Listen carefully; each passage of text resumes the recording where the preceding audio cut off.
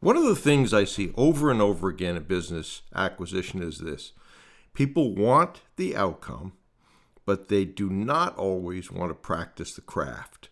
They want the acquisition, they want the seller financing, they want the deal, they want the financial freedom, they want to replace their income, they want to build an empire, but they do not always want to do the repetitions necessary to become good at this. And that's a problem. Business acquisition is a craft. It is not theory. It's not something you master by watching a few videos, reading a few books, or listening to a podcast once in a while, even my podcasts.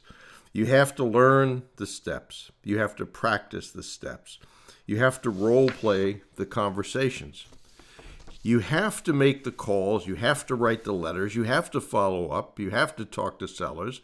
You have to talk to bankers. You have to talk to attorneys, accountants, board members, industry experts, and potential deal sources. And you have to do it over and over again. That is how you are going to get better. Think about any serious craft. A boxer does not become a boxer by watching fights on television.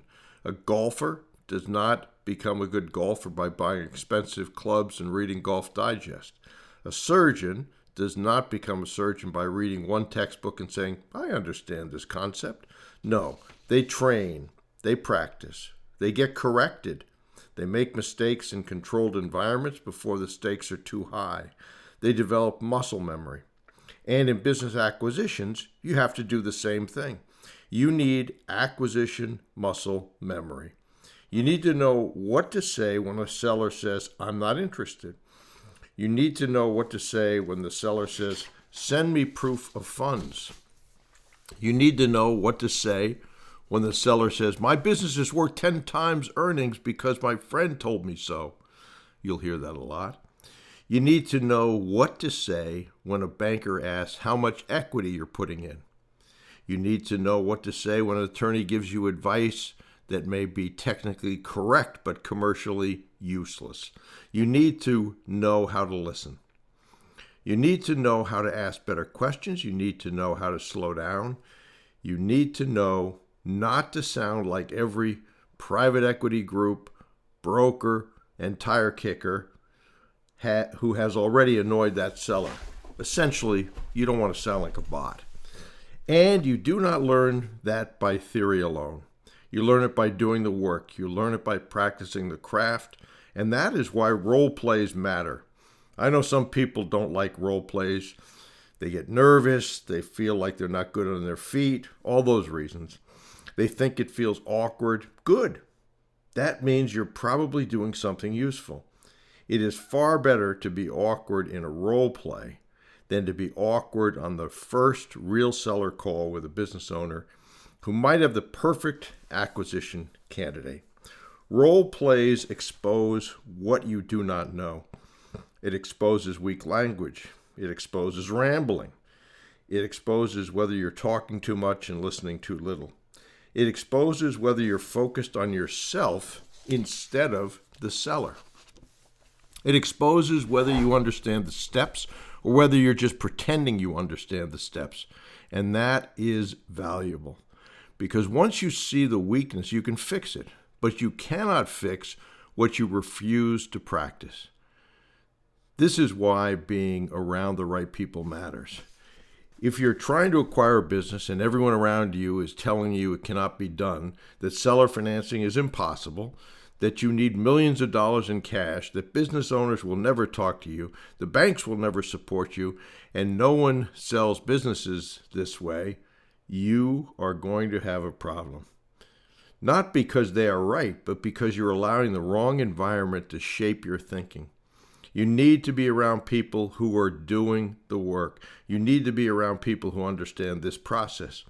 You need to be around people who are writing the letters, making the calls, building the boards, contacting professionals, speaking with sellers, and moving deals forward.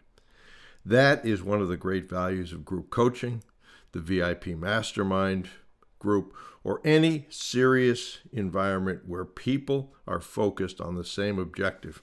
You get sparring partners, you get examples, you get accountability, you get exposed to situations that you have not seen before. You hear from someone else how they handled a seller objection. You hear how someone else found a board member. You hear how someone else got a banker interested. You hear how someone else made a mistake, and if you're smart, you learn from it without having to pay the price yourself. That is how serious people get better faster. They do not isolate. They do not drift. They do not reinvent the wheel every week. They get around people who keep them front sight focused. And that phrase matters, front sight focused. Because one of the biggest dangers in acquisitions is drift.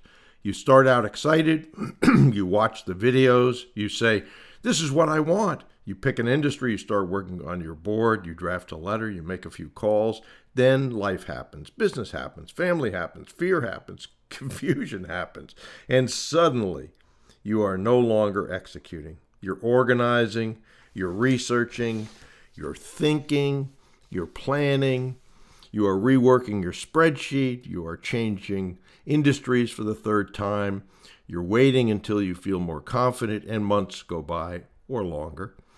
That is drift, and drift kills more acquisition dreams than lack of intelligence ever will. Most people do not fail because they're not smart enough. They fail because they stop following the steps. They fail because they stop practicing. They fail because they stop reaching out. They fail because they lose momentum. They fail because they confuse motion with progress. Internal work feels productive. It does. But it does not touch another human being. And therefore, although important, it does not count in terms of moving the needle. At some point, the letter has to go out. The call has to be made. The follow-up has to happen. The seller has to be contacted. The board prospect has to be approached. The banker has to be spoken to. The professional has to be engaged. And you cannot acquire a business in your head. You acquire a business through external action.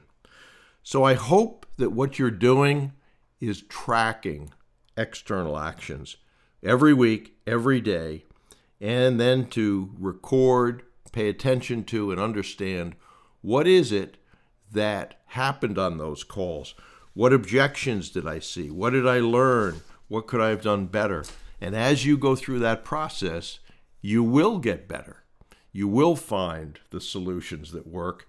There's not that many objections, and you will be surprised how quickly you become proficient at handling them. So I hope that helps you to remain front sight focused and that you are working the external commitments, because that's where the magic is going to happen.